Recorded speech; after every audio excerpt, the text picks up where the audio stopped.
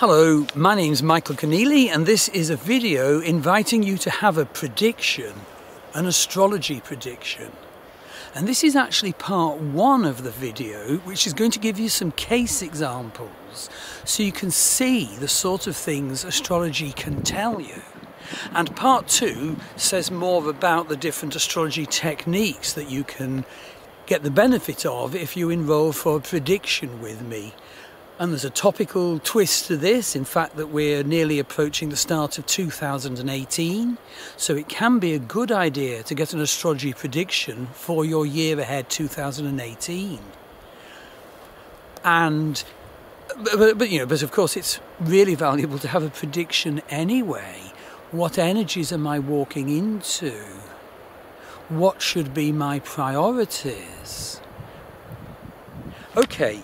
So let's look at some case examples that have come up in predictions, and it's so helpful to hear them. So the first one is, what happens if Rahu, the north node of the moon, is approaching the moon in your birth chart? Now when Rahu, the north node of the moon, approaches your moon, which it does every 18.5 years, basically you can develop quite a lot of emotional turbulence. You can start overthinking, you can get pessimistic, you can lack confidence, you can have quite strong dreams. And it's really helpful to be told, well, in June, Rahu will reach the moon in your birth chart. So as 2018 progresses, more and more and more, you'll have this mental turbulence and upset. Expect it.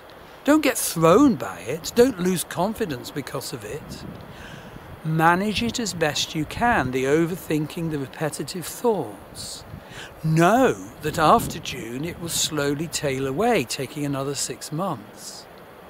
And there's a special twist to this tale. If other things being equal in your birth chart, Rahu conjunct the node of your moon can definitely increase your intuition. You need to be careful, the sort of dark possibilities aren't brought into your intuition.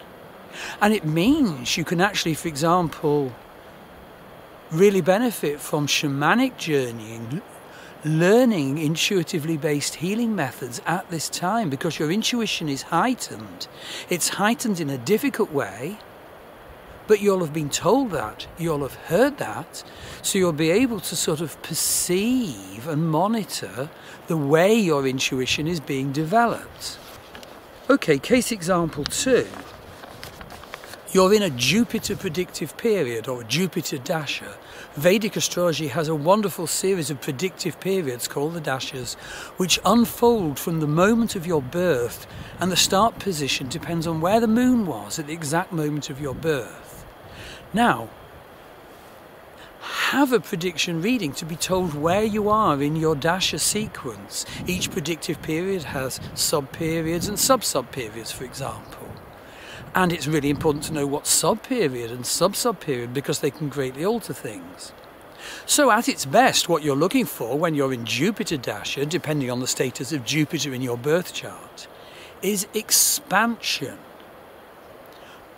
purpose, achievement. And therefore you can be told when you get the prediction, well, you'll have certain challenges perhaps.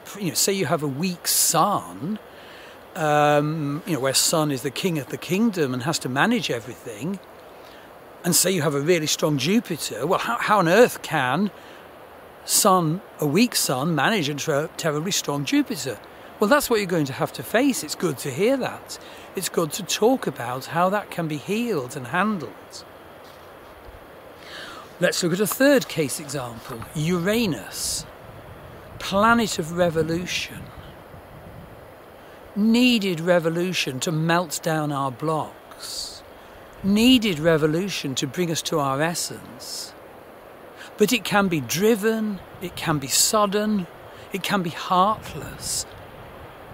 And it's so good to hear that's coming, so you can nurture the positive effects and try and be aware of the possible negative side effects.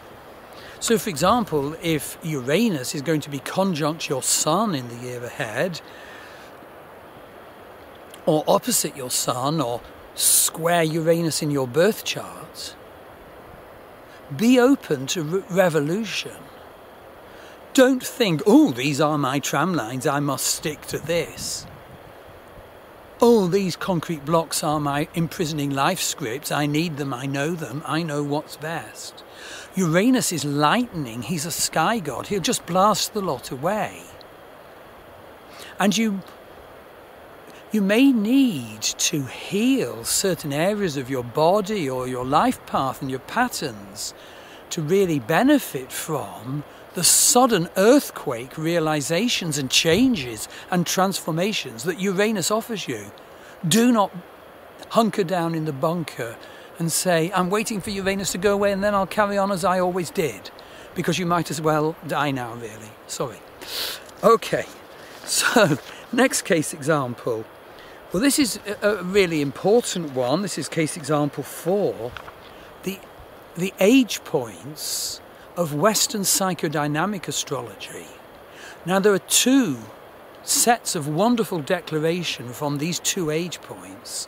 One is called the individuation age point, which tells us about our psychological unfoldment. What bit of our psychological self will we specially be focusing on at a predictive time? This is called the individuation age point. It starts off at the ascendant in your birth chart and goes round the rim of the chart anti-clockwise, taking 72 years and carrying on round if we live more than 72. So it goes through the signs, through the houses and aspects the planets. It is so valuable to have a declaration of what your age point is telling you to focus now, whether it's Mars or Pluto. And remember, some bits of our psychology can actually be split off and cut off. We don't normally sort of admit they're there or realise they're there. They may be affecting our life greatly, but we can't see it. This is all based on psychosynthesis astrology. And psychosynthesis was created by Astrology. And I learned wonderful psychosynthesis role play, where you can sort of think, oh yes, this is how my Mars acts and that's how my Moon acts, and they might be very different, and you can sort of see how dreadfully they might get on together and heal that. But there's also a nodal age point, and the nodal age point is the whisper of your soul to you from the astral. And that starts off at the north node of the moon in your birth chart and goes round the rim of the chart, taking 72 years, carrying on if we live longer. But it goes clockwise round the chart, and it's fascinating to perceive what our soul is whispering to us at a given time and a time ahead in the year ahead. And how do you hear? Well, how do you hear the whispers of your soul? It might be through your dreams, through precognitions, through synchronicities, through having tarot readings, from having an astrology prediction. So get one. And another case example is, of course, Saturn, Lord of Karma. So you really do need to know what's happening to Saturn in your year ahead. Well, in Vedic astrology, Saturn, at the moment of talking, is in Vedic Sagittarius all your year ahead. So you need to hear what house that is in your birth chart.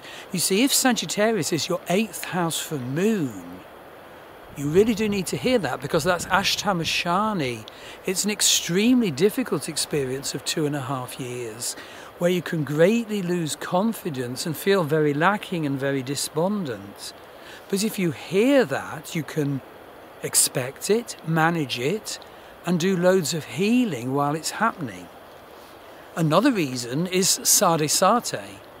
Roughly speaking, Sadesate is the period of time when Saturn goes through the sign in your Vedic birth chart before your moon, the sign of your moon, and the sign after your moon.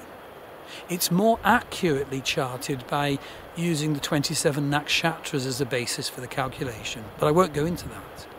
What you do need to know is that it's like going down into a pit. What you do need to know is that at this time, we're bereft of God's grace, the saying is, with the divine purpose that we can see more of ourselves without being propped up and held by grace.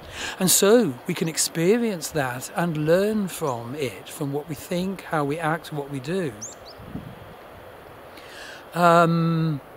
There are different phases in it. The start, the middle and the end are the most difficult when our mind is really upset. But notice and hear this, in between those there are the sort of fool's paradise phases. So you can think, oh, that's all over now. Well, if you've had a prediction, you'll know that it isn't. That's a temporary fool's paradise. Again, there for spiritual learning. Right, well, an aeroplane appears to be about to take off from nearby Sligo Airport, so I might stop this part 1 video soon. So my other examples would have been Jupiter, here where your expansion is coming.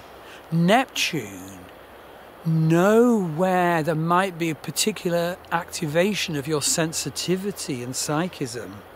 For example, if you have Neptune opposite Venus, you might long for ideal beauty and the ideal in love. Well, how do we handle that wonderful state? And of course, Neptune can be unutterably cruel and unearthly. So if you have Neptune opposition Venus, you could suddenly lose money.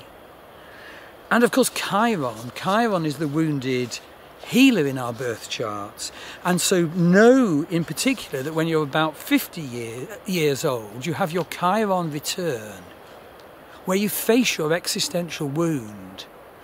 Ideally, you heal it, and in healing our Chiron wound, we can become the healer of others.